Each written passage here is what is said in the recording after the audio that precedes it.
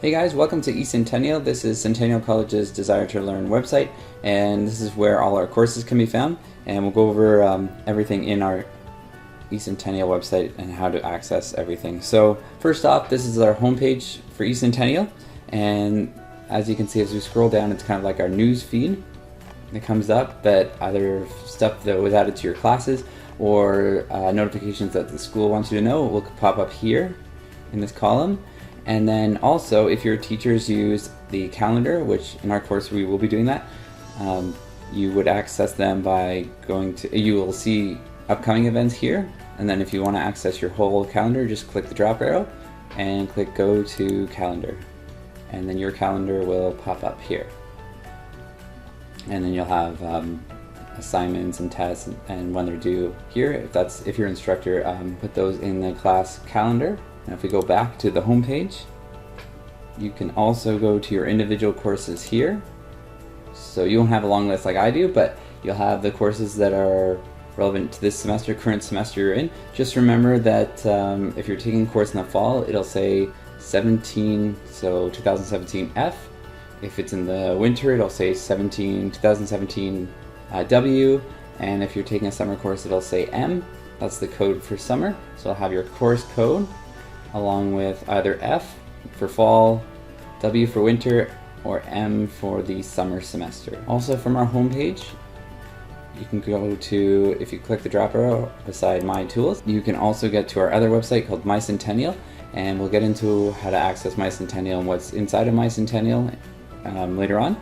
And if you go to your name and click the drop arrow, you can also fill out your profile, which I would suggest you do, just so your classmates can look you up and maybe just find something interesting about you, and it's kind of a good discussion piece or a good icebreaker. So anything you want to fill out here, fill out your profile and add a picture.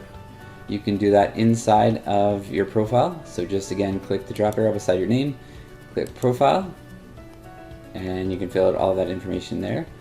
You also have access, you'll see notifications here when things are added to your courses. And you can also see when if you were chatting with another student or having a discussion, that notification would pop up here in the subscription alerts. But now we'll go into our courses. So the first thing you do is from the home page, click the select a course drop arrow and select whichever course you want to access. And for our purposes, I'm going to go to my proofreading class. So in every course, there will be tabs along the top here, like our content, Dropbox, grades, quizzes, and course tools. So that's what we're going to look at. So first thing first, we'll go to our content. This is where we keep weekly topics or handouts or things to download and then upload as well. So most of the time your teachers will put some administration things to begin with, the course outline, which you could download, evaluation policies, and marking scheme for the course. So for example, if I want to download my syllabus, I would click the drop arrow here and click download. And now I can see my course syllabus, and if you want to scroll through ours, it'll be in a similar position. But if I scroll through, it'll have a topical outline and go over the weekly topics covered in this course. And also if we scroll up again, you also have the evaluation breakdown. So I'll exit that for now. And you can also go to sometimes, so these are modules or folders, and sometimes these folders have subfolders. So if I go to the weekly topics and handouts, you'll have so there's main folder and then also subfolders with the weekly PowerPoints and handouts. So you can see we have class 1 PowerPoint, no handouts there.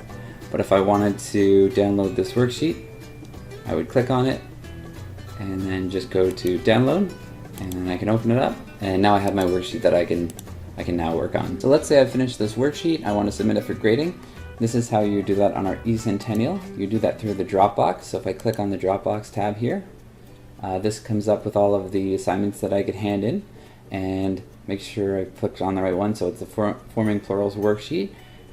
Also, the submissions number right here will tell me if I've handed in my assignments. So far I haven't handed in any, but once you do, that should turn into a 1. Or depending on the assignment, if you have to hand in multiple documents, it'll show how many documents you've submitted. We'll click on Forming Plurals worksheet, and then I can click add a file or record audio, but most of the time I will just be adding a file. So when I go to add a file, my computer will ask me to upload it from my computer. So I'll make sure that I save the Word document somewhere in the file inside my computer, and I'll have to locate where I saved it. And here you'll see the document pop up, whether it's a PowerPoint, an Excel file, or a Word file. It'll show up right here. And if I've submitted the wrong one, you can also click remove and then add the correct one. And then I will click add. And then I can write a note if I want to, or I can just leave this blank. Alright, and then when I'm finished with my comment or notes, I can submit.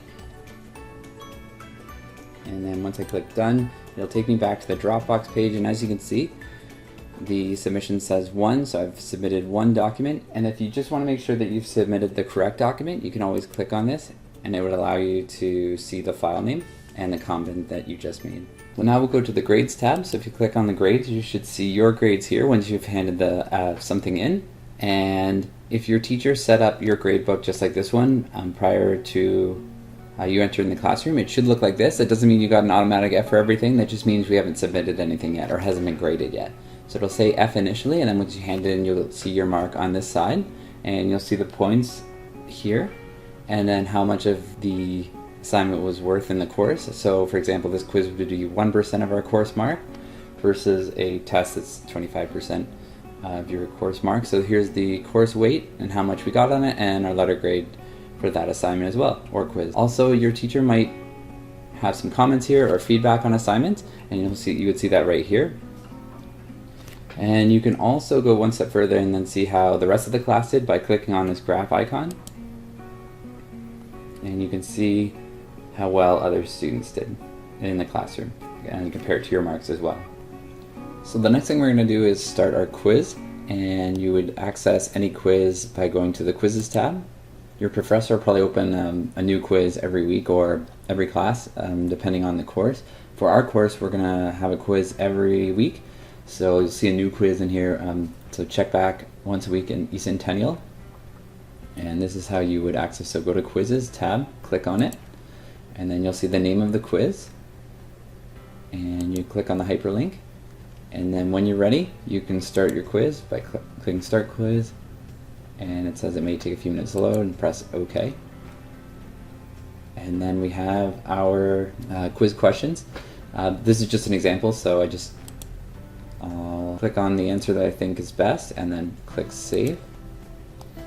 Now if this was 20 questions long, after I finish all my 20 questions, I would say go to Submit Quiz and then say yes, and then click Done. You would get a mark bounce back for that in your grade section. That was just an example, and it shows me that I've completed the quiz here, and then you will get a grade once it's set up like that. So that's how you would access your quizzes and complete your quizzes, and we'll have one like that at the end of our class as well in this unit. And last but not least, in our course we have course tools. So I'm just going to show you 2 things in there. There's a lot of options, but we don't use a lot of them. Mostly class lists. So this would show you a list of your fellow students in the class, as well as your instructor's email. So I'm not going to click out of privacy. I'm not going to click on that right now, but if you want to see the names and emails of your classmates and your professor, you can click on class list under course tools, or you can go to discussion, and we'll have a few discussions in this class as well. I like to do a muddy points discussion, just if anything was confusing or needs more clarification in the course. I like to get some feedback from my students, so the way you would do that is click on course tools drop arrow and click on discussions, and we have this discussion title here, muddy points, or confusing points, and you would click on start a new thread and then enter the topic that you're confused about or need more clarification on, and then you could just type in the content here, and then you click post when you're done your message, and other people would be able to see it as well in the class. And if you click on subscribe, you'll get a notification up here in the sort of chat box anytime someone replies. So if you want to know when someone replies to the discussion, whether it's a student or your professor, you could click subscribe button here, and then send me an instant notification. And that is how you can use your class list and discussion under your course tool. So now that we've kind of gone over the main parts of our Ecentennial, you can navigate to your My Centennial page by going to the My Home an Ecentennial, and again, going to My Tools, the drop arrow, and just click on My Centennial, or you can type my.centennialcollege.ca inside of the your URL, but you can do either. So if you click on My Centennial and click sign in with the same password and log in as your Ecentennial, your My Centennial will come up.